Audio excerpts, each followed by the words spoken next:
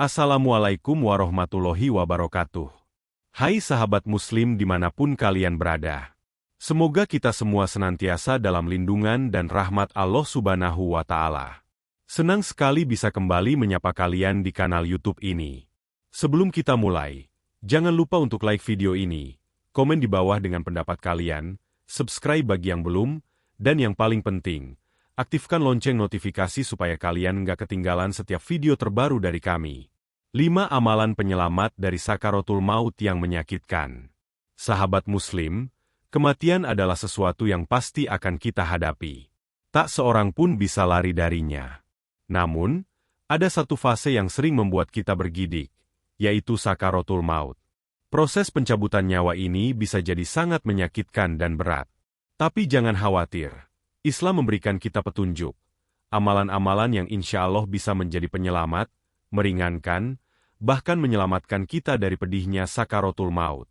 Hari ini, saya akan berbagi 5 amalan penting yang bisa kita lakukan untuk menghadapi sakaratul maut dengan tenang dan damai. Mari kita simak baik-baik. 1. Menjaga sholat 5 waktu. Sholat adalah pondasi utama dalam kehidupan seorang muslim, ibadah yang menjadi tiang agama dan pembeda antara seorang muslim dengan non-muslim. Kewajiban sholat 5 waktu ini bukan sekadar rutinitas tanpa makna, melainkan sebuah janji setia, sebuah perjanjian agung antara hamba dengan Sang Pencipta. Setiap gerakan, setiap bacaan dalam sholat adalah wujud penghambaan diri, pengakuan atas kebesaran Allah, dan kebutuhan fundamental jiwa untuk terhubung dengan sumber segala kekuatan. Menjaga sholat berarti berkomitmen untuk menunaikannya tepat waktu, tidak menunda-nunda apalagi meninggalkannya dengan sengaja. Ini adalah disiplin spiritual yang membentuk karakter, menumbuhkan rasa tanggung jawab, dan melatih kesadaran diri. Ketika seseorang senantiasa menjaga sholatnya, ia sedang membangun fondasi yang kokoh bagi kehidupannya, baik di dunia maupun di akhirat. Sholat yang dilaksanakan dengan khusyuk, memahami makna setiap ayat yang dibaca, dan merenungkan kebesaran Allah, akan memberikan ketenangan batin yang luar biasa. Ketenangan ini sangat krusial, terutama saat menghadapi fase-fase sulit kehidupan, termasuk di penghujung usia. Orang yang terbiasa sholat akan merasakan kehadiran Allah dalam setiap detiknya, menjadikannya sumber kekuatan dan harapan. Mereka tidak akan merasa sendiri atau putus asa, karena tahu bahwa ada Zat yang Maha mendengar dan Maha mengabulkan doa. Lebih dari itu, sholat adalah amalan pertama yang akan dihisap di hari kiamat. Jika sholatnya baik, maka baik pula seluruh amalannya yang lain. Ini menunjukkan betapa sentralnya kedudukan sholat dalam Islam. Dengan sholat yang baik, seseorang tidak hanya memperbaiki hubungannya dengan Allah, tetapi juga hubungannya dengan sesama manusia. Sholat melatih kesabaran, kejujuran, dan kebersihan jiwa, yang pada akhirnya akan tercermin dalam perilaku sehari-hari. Menjelang sakaratul maut, kondisi seorang hamba sangatlah rentan. Pikiran bisa kacau, tubuh melemah, dan rasa sakit bisa mendera. Bagi mereka yang terbiasa menjaga sholat, jiwa mereka sudah terlatih untuk berserah diri dan mengingat Allah. Kondisi hati yang tenang, karena terbiasa beribadah akan mempermudah proses pencabutan nyawa. Allah akan memberikan kemudahan bagi hambanya yang istiqomah dalam sholat, meringankan sakitnya sakaratul maut, bahkan bisa jadi wafat dalam keadaan husnul khotimah. Mengingat sholat adalah pilar agama, maka jangan pernah remehkan kekuatannya sebagai penyelamat di saat-saat paling krusial kehidupan kita. Pertahankan sholatmu, dan sholatmu akan mempertahankanmu. 2. Memperbanyak zikir dan doa. Amalan kedua yang tak kalah penting sebagai penyelamat dari sakaratul maut yang menyakitkan adalah memperbanyak zikir dan doa. Zikir, secara harfiah berarti, mengingat, adalah aktivitas hati dan lisan untuk senantiasa mengingat Allah Subhanahu wa Ta'ala. Ini bukan sekadar mengucapkan lafaz-lafaz tertentu tanpa makna, melainkan sebuah upaya sadar untuk menghadirkan Allah dalam setiap detak jantung dan hembusan napas kita. Zikir itu seperti makanan bagi ruh. Semakin sering kita memberinya nutrisi, semakin kuat dan tenanglah ruh kita.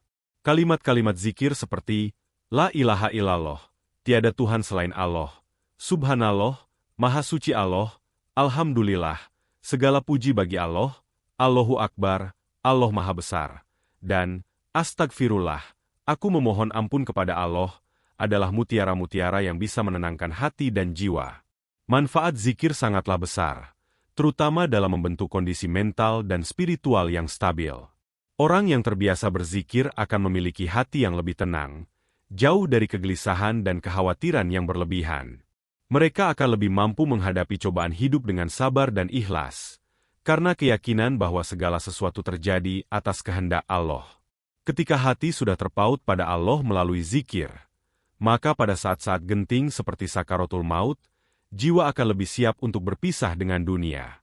Ketenangan yang dibangun dari kebiasaan berzikir akan menjadi benteng dari rasa takut, panik, dan sakit yang mungkin muncul. Lisan yang terbiasa basah dengan zikir akan dimudahkan untuk mengucapkan kalimat tauhid di akhir hayat, sebuah tanda husnul khotimah. Di samping zikir, doa juga memegang peranan yang sangat vital.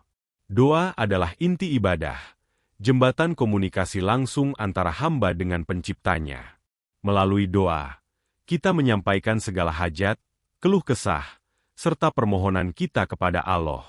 Memohon agar dimudahkan dalam menghadapi sakaratul maut adalah salah satu bentuk ikhtiar yang sangat dianjurkan. Allah menyukai hambanya yang senantiasa berdoa dan tidak pernah berputus asa dari rahmat-Nya.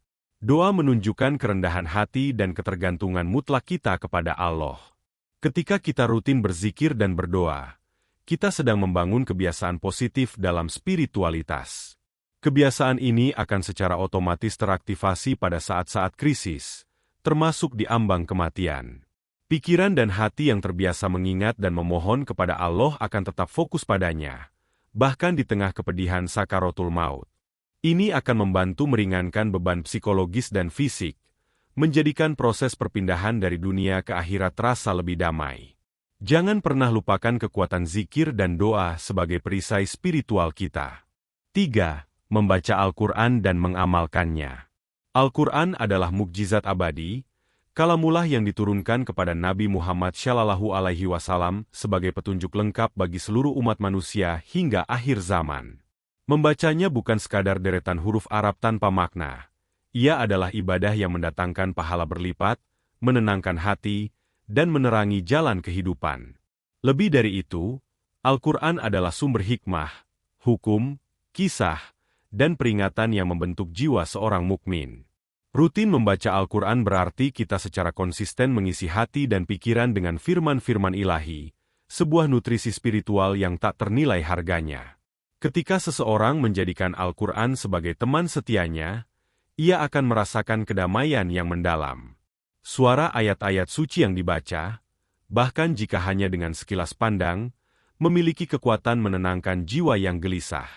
Hati yang terpaut pada Al-Quran akan senantiasa merasa dekat dengan Allah, menumbuhkan rasa tawakal dan keyakinan akan setiap takdirnya. Ini sangat penting, terutama saat menghadapi momen-momen sulit dalam hidup, termasuk ketika dihadapkan pada kenyataan kematian. Jiwa yang terbiasa akrab dengan Al-Quran akan lebih siap menerima takdir, karena ia memahami bahwa kematian adalah bagian dari rencana ilahi dan pintu gerbang menuju kehidupan abadi. Namun, membaca Al-Quran saja tidak cukup. Poin pentingnya adalah mengamalkannya. Mengamalkan berarti memahami makna ayat-ayat yang dibaca, merenungkan pesan-pesan di dalamnya, dan berusaha mengimplementasikannya dalam kehidupan sehari-hari. Jika Al-Quran memerintahkan kebaikan, maka kita berusaha berbuat baik. Jika ia melarang kemungkaran, maka kita menjauhinya. Dengan mengamalkan Al-Quran, kita tidak hanya menjadi pembaca, tetapi juga menjadi saksi hidup atas kebenaran firman Allah. Ini akan membentuk pribadi yang berakhlak mulia, jujur, amanah, dan peduli terhadap sesama.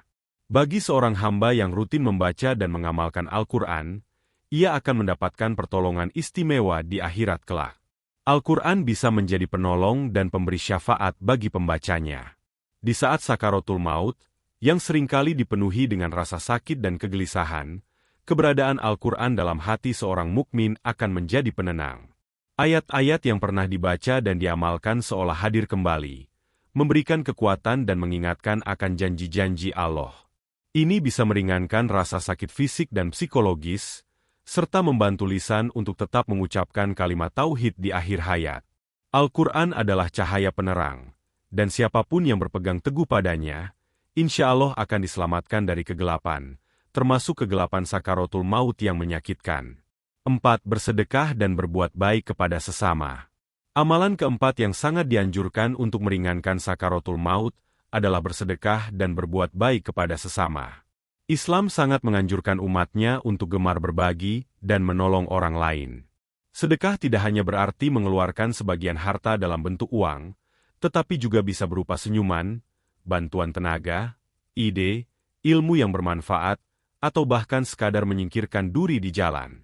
Setiap kebaikan sekecil apapun, jika dilakukan dengan tulus ikhlas karena Allah, memiliki nilai yang sangat besar di sisinya. Konsep sedekah dan berbuat baik ini sejatinya adalah investasi jangka panjang untuk akhirat. Harta yang kita sedekahkan tidak akan pernah berkurang, justru akan dilipat gandakan pahalanya oleh Allah. Sedekah juga memiliki kekuatan untuk menolak bala, menyembuhkan penyakit, dan memanjangkan umur. Lebih dari sekadar pahala, sedekah dan kebaikan akan membersihkan hati dari sifat kikir, sombong, dan egois, menggantinya dengan rasa syukur, empati, dan kepedulian. Hati yang bersih dan lapang karena terbiasa memberi akan merasakan ketenangan batin yang luar biasa. Berbuat baik kepada sesama mencakup berbagai aspek kehidupan.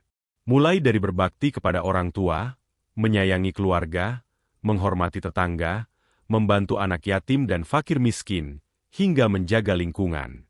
Setiap interaksi positif yang kita lakukan, setiap tangan yang kita ulurkan, dan setiap beban yang kita ringankan dari orang lain, akan kembali kepada kita dalam bentuk kebaikan pula.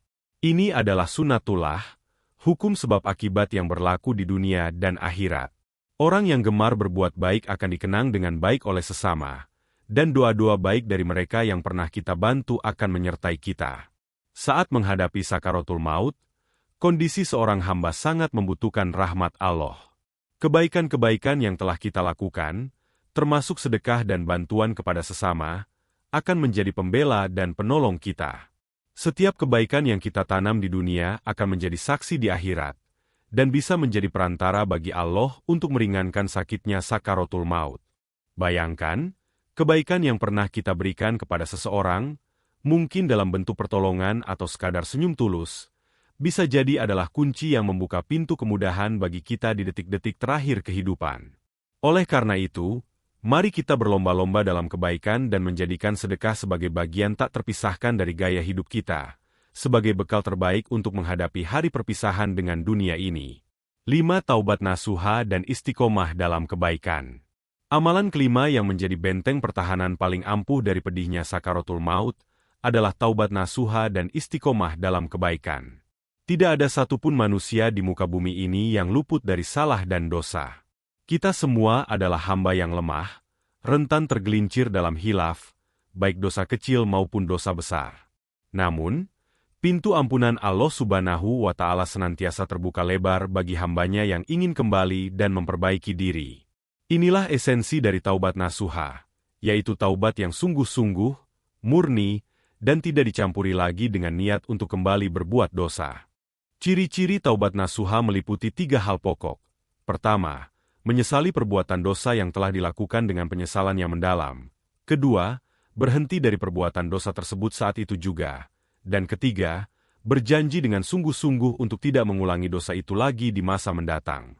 Jika dosa tersebut berkaitan dengan hak sesama manusia, maka harus disertai dengan upaya untuk meminta maaf atau mengembalikan hak tersebut kepada pemiliknya. Proses taubat ini bukan hanya sekadar ucapan lisan, melainkan sebuah transformasi hati dan komitmen jiwa untuk kembali ke jalan yang benar. Ketika seseorang bertaubat dengan taubat nasuha, Allah Subhanahu wa Ta'ala dengan kemurahannya akan mengampuni dosa-dosanya, seolah-olah ia tidak pernah berbuat dosa sama sekali. Ini adalah anugerah terbesar bagi seorang hamba. Hati yang bersih dari noda dosa akan merasakan ketenangan dan kedamaian yang luar biasa. Beban pikiran dan perasaan bersalah akan terangkat, digantikan dengan harapan dan optimisme akan rahmat Allah. Ketenangan hati ini sangat krusial saat menghadapi sakaratul maut.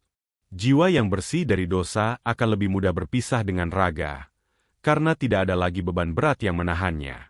Rasa takut akan azab dan penyesalan yang sering menghantui orang yang berlumur dosa akan lenyap, digantikan dengan kerinduan untuk bertemu dengan Sang Pencipta dalam keadaan suci. Setelah bertaubat, langkah selanjutnya yang tak kalah penting adalah istiqomah dalam kebaikan. Istiqomah berarti konsisten, teguh pendirian, dan gigih dalam menjalankan perintah Allah serta menjauhi larangannya setelah bertaubat. Taubat bukanlah garis finish, melainkan garis start menuju kehidupan yang lebih baik. Istiqomah ini bisa diwujudkan dengan menjaga sholat, memperbanyak zikir dan doa, membaca Al-Quran dan mengamalkannya, bersedekah, serta senantiasa berbuat baik kepada sesama. Ini adalah proses berkelanjutan untuk terus menumbuhkan amal saleh dan memperkuat iman. Orang yang bertaubat dengan nasuha dan kemudian istiqomah dalam kebaikan akan dimuliakan oleh Allah. Mereka akan diberikan keteguhan hati, kemudahan dalam urusan, dan cahaya dalam kehidupannya. Di penghujung usia, ketika sakaratul maut menjemput, Allah akan meringankan prosesnya bagi mereka yang senantiasa menjaga kesucian hati dan konsisten dalam ketaatan. Jiwa yang dipenuhi dengan taubat dan istiqomah akan menghadapi kematian dengan rasa pasrah dan optimisme, karena yakin akan ampunan dan rahmat Allah. Ini adalah bekal terbaik yang bisa kita persiapkan untuk menjemput husnul khotimah. Sahabat Muslim, 5 amalan ini adalah kunci untuk menghadapi sakaratul maut dengan lebih siap dan tenang. Mari kita jadikan ini sebagai motivasi untuk terus memperbaiki diri dan memperbanyak bekal kita di dunia ini. Ingat, kematian adalah kepastian, tapi bagaimana kita menghadapinya adalah pilihan kita. Semoga apa yang saya sampaikan hari ini bermanfaat bagi kita semua. Jangan lupa untuk terus dukung channel ini agar kami bisa terus menyajikan konten-konten Islami yang bermanfaat. Wassalamualaikum warahmatullahi wabarakatuh.